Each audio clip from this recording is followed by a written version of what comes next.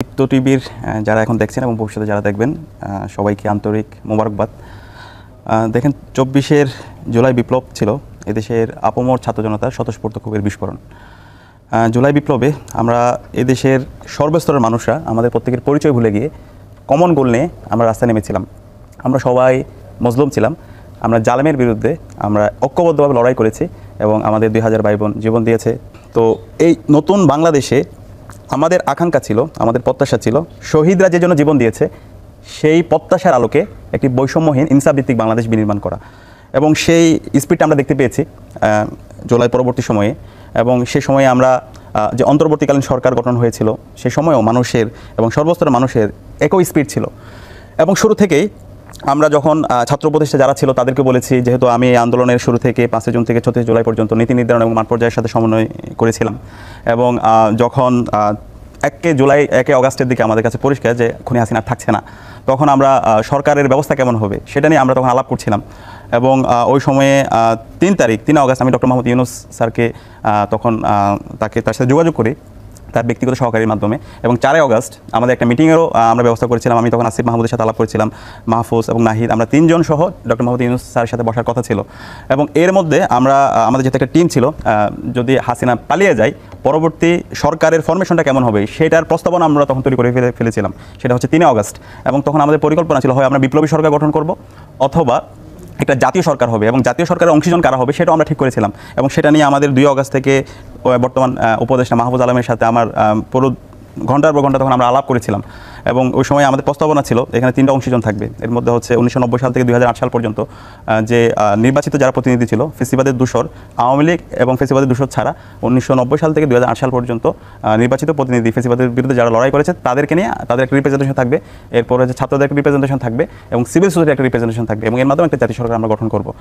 তো সেই প্রস্তাবনা সব কিছু ছিল, কিন্তু 5 অগাস্ট আমরা দেখতে পেয়েছি আমাদের একটি দলের বিরোধিতার কারণে সেই সরকার গঠন করতে পারেনি। পরবর্তী বিপ্লবী সরকারও হয়নি এবং পরবর্তীতে একটা অন্তর্বর্তীকালীন সরকার হয়েছিল।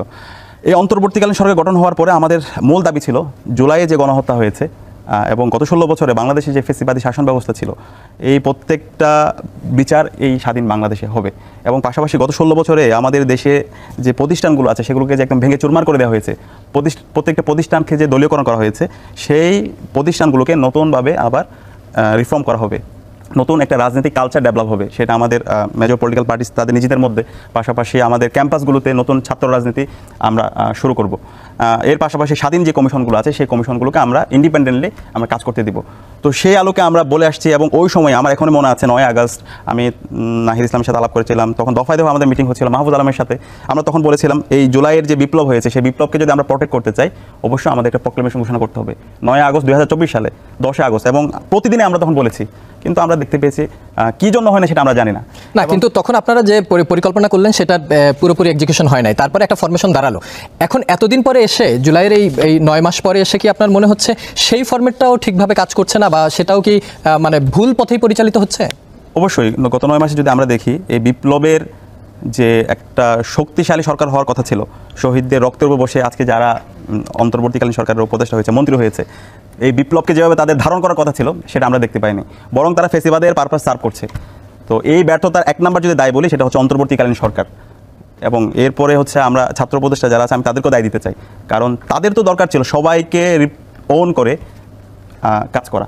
এই জুলাই বিপ্লবটাকে হচ্ছে সর্ব জায়গায় ছড়িয়ে দেওয়া। না, সবাইকে ওন করার যে জায়গাটা বলছেন, আমার কাছে মানে আমার প্রশ্নটা এরকম যে ডক্টর মোহাম্মদ ইউনূস যখন উপদেষ্টা পরিষদে আসার পরে একটা আন্তর্জাতিক সফরে গেলেন এবং তিনি বিশ্ব পরিমণ্ডলে আমাদের এখন যে তথ্য উপদেষ্টা মাহফুজ আলমকে পরিচয় করিয়ে দিলেন যে এই আন্দোলনের মাস্টার মাইন্ড, এই জায়গাটা থেকেই কি বিভক্তির শুরু নয়? আপনি কি মনে করছেন? অবশ্যই, এটা তো অবশ্যই। এখানে উনি এমন একজন ব্যক্তিকে মাস্টার মাইন্ড হিসেবে তিনি পরিচয় করে দিয়েছেন যিনি এই পুরো জুলাই বিপ্লবটাকে বিভাজনের দিকে নিয়ে গেছে।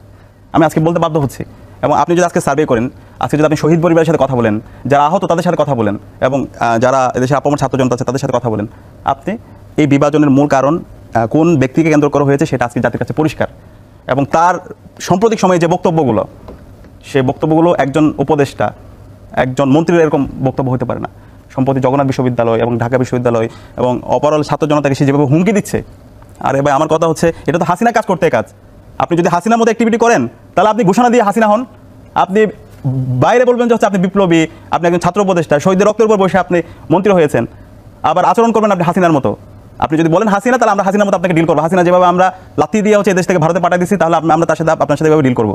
আপনি বাইরে খুবই সুশীল সাজবেন আর ভেতরে হাসিনার মতো আচরণ করবেন, সেটা হবে না। তো এখনো সময় আছে। আমরা এই 54 বছর পরে বাংলাদেশে যে ঐতিহাসিক সুযোগ পেয়েছি কিছু ব্যক্তির কারণে, তাদের শিশুসুলভ আচরণের কারণে, আমরা এটাকে নষ্ট হতে দিতে চাই না।